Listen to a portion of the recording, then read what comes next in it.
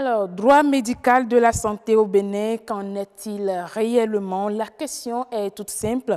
Quelles sont les limites à ne pas franchir par le médecin traitant quand il s'agit des informations personnelles d'un patient ou d'une patiente?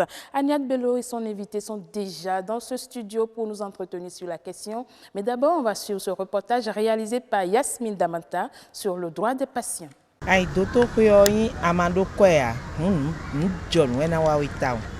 Akale do kweo doto le de supo eton le do patience na do yimea ina do mesunwe ina do wezunji ina do no edro ile do e donc à la fin des comptes ni do wesu me remeto e wa yin do ariyan dogbura no pere yo ana gba damaka ya dogbura no na wa we.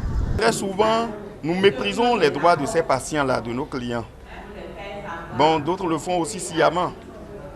Car je prends l'exemple d'une femme qui vient accoucher et déjà l'aide-soignante qui doit l'accueillir, l'installer sur la table roulante pour l'amener, je veux parler du brancard, pour l'amener vers la salle d'accouchement, mais qui commence par lui dire, c'est quoi? C'est une maladie la grossesse? Marche, hein? Mais si tu ne marches pas, ça fait ton affaire. Ils s'en foutent du malade qui est là, tu peux mourir, ça ne leur dit rien. Donc franchement, c'est-à-dire pour eux, c'est genre, bon, je fais ou je ne fais pas, je dois gagner mon argent, parti. Même le médicament qu'on sait que tu ne veux pas t'attribuer, on te prescrit, tu vas aller acheter et on te dit, ah ça c'est pas ça, ils peuvent garder et revendre ça après.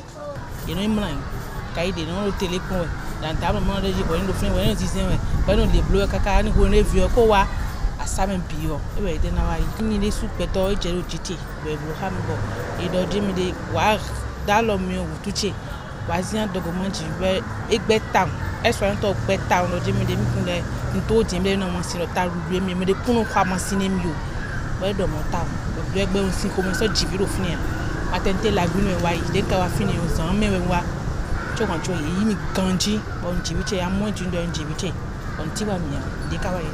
Je vois nos sœurs qui ne sont pas lettrées subir des atrocités. Moi, je peux vous dire que les traitements dans les milieux hospitaliers sont vraiment, ça laisse à désirer. Mais on n'y peut rien. Même quand tu dis à ces sages-femmes-là, non, vous n'avez pas le droit de faire ça. Elles le font quand même. Parfois, on se demande si réellement elles ont appris leur métier. Des femmes qui en allant accoucher, meurent à cause de ces mauvais traitements. Ce n'est pas bon.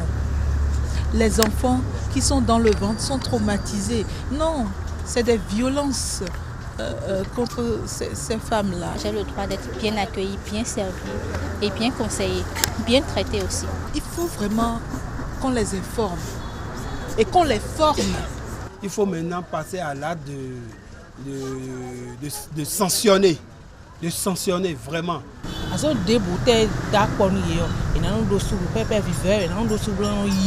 Agnès est déjà sur ce plateau et en grand. Agnès, bonsoir. Bonsoir, Bachek Betoro, mesdames et messieurs, bonsoir. Ça va très bien. Avec le rose d'ouverture. Oui, aujourd'hui c'est le vendredi, j'ai décidé d'être en couleur, comme vous aussi. Hein. En tout cas, ça marche, comme le dit tout simplement l'autre. Vous êtes sur ce plateau avec Olusegun Tidjani Serpos. J'ai bien prononcé? Oui, c'était un peu hésitant, mais c'est bien ça.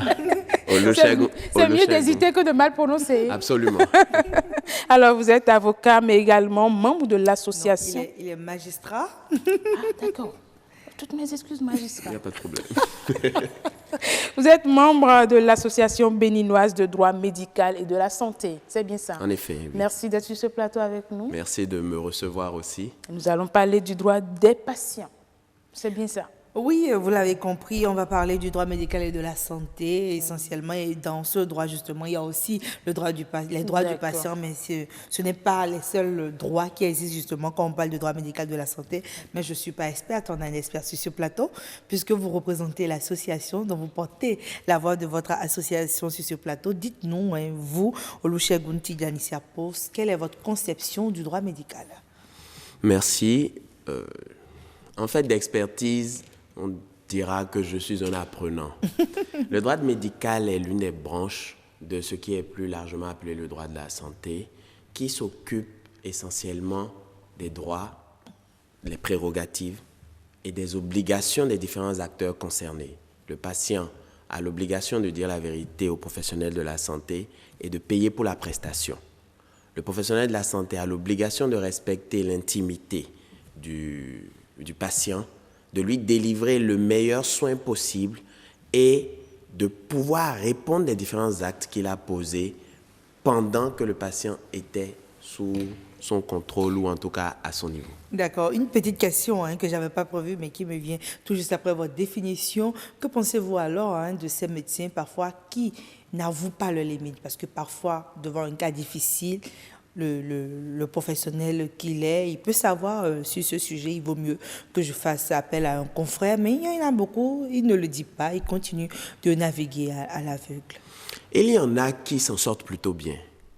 Et ceux-là, on va dire, qui sont chanceux.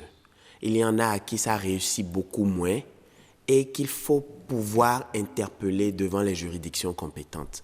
Parce que l'Association béninoise de droit médical et de la santé dont vous parliez a été créée, entre autres, pour saluer ce qui se fait de bien, mais aussi pour dénoncer et mettre les victimes sur le chemin de la justice lorsque cela se passe moins bien. Quand on fait mal et qu'on s'en sort, tant mieux.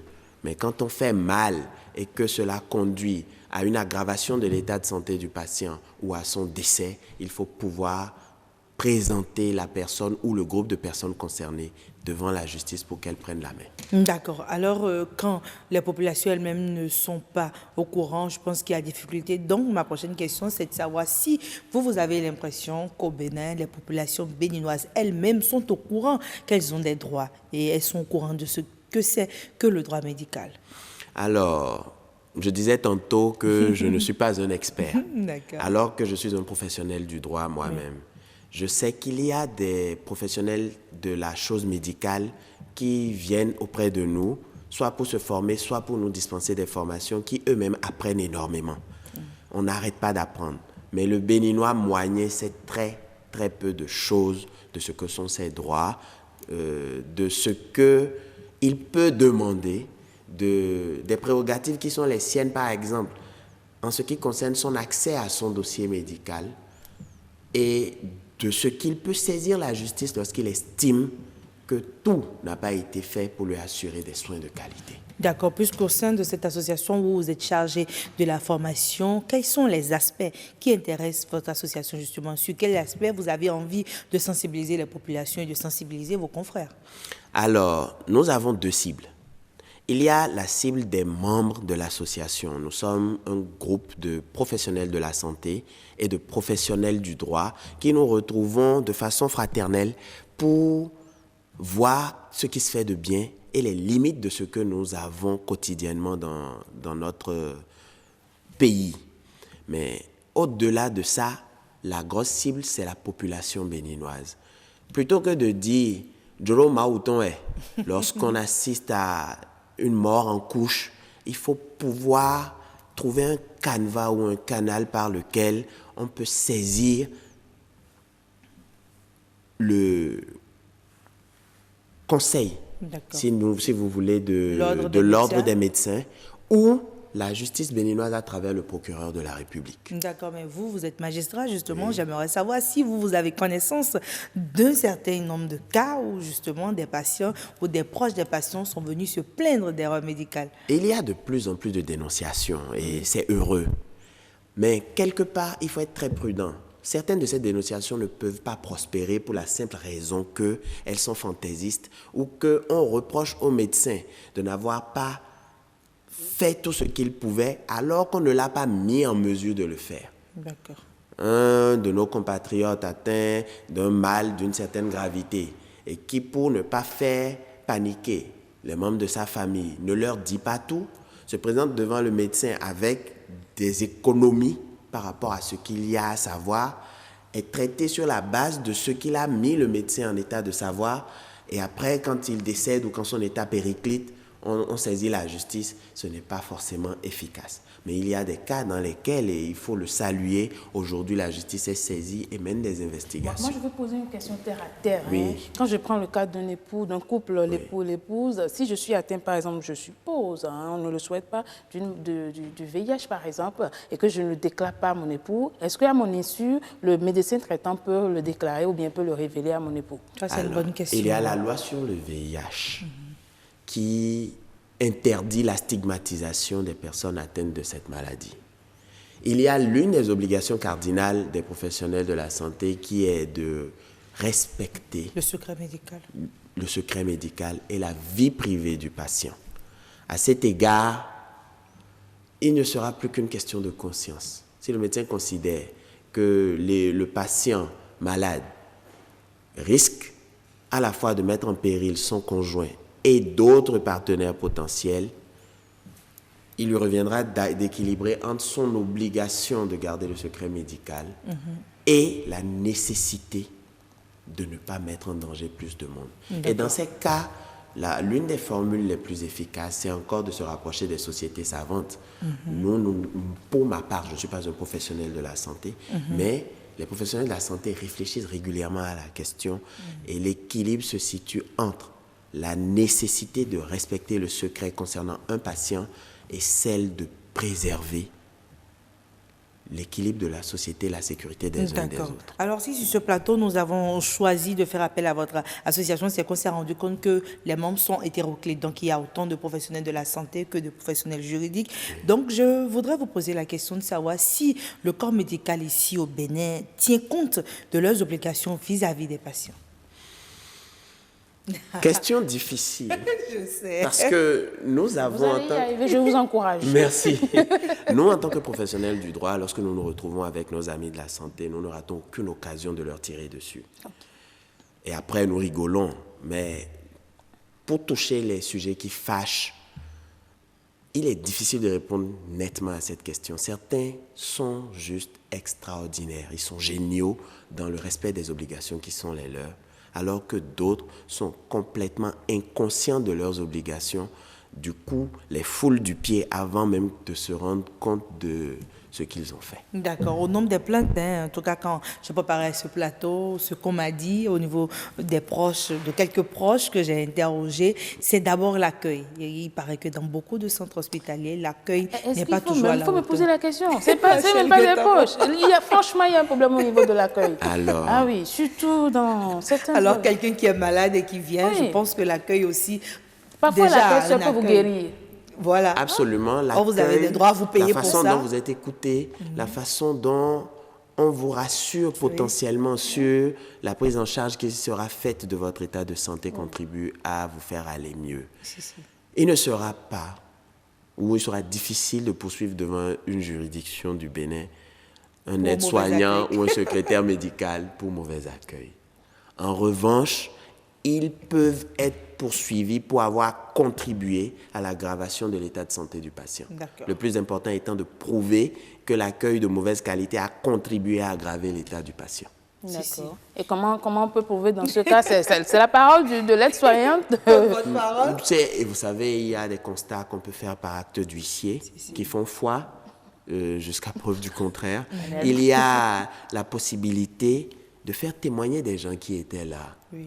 Mais il faut dire, c'est clair, je ne suis peut-être pas le placé pour le dire, puisque on a tous un médecin dans notre famille ou autre, donc ne vous inquiétez pas si j'ai des proches qui se sentent indexés, mais il faut bien qu'on en parle. Il faut qu'on puisse en parler. Il faut dire que beaucoup de patients ont peur.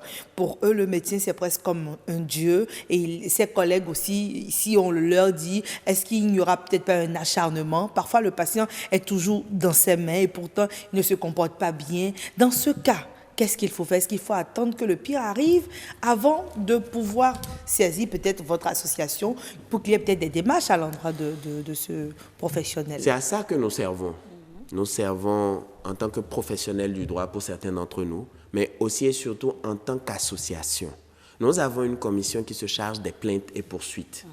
Nous évitons autant que possible le volet poursuite parce que dans la sensibilisation, dans la formation, nous obtenons de bons résultats. Mais lorsque manifestement il y a eu violation des textes, lorsque manifestement il y a eu violation de la dignité et de l'intégrité corporelle, nous pouvons aller et nous le faisons jusqu'aux poursuites. Agnès, je pense qu'il va falloir faire un forum, je ne sais pas si c'est un commun accord avec Heureuse, voilà, pour quand même mieux apprécier cette question de droit des patients au niveau du secteur médical, parce qu'il y a beaucoup à dire, hein.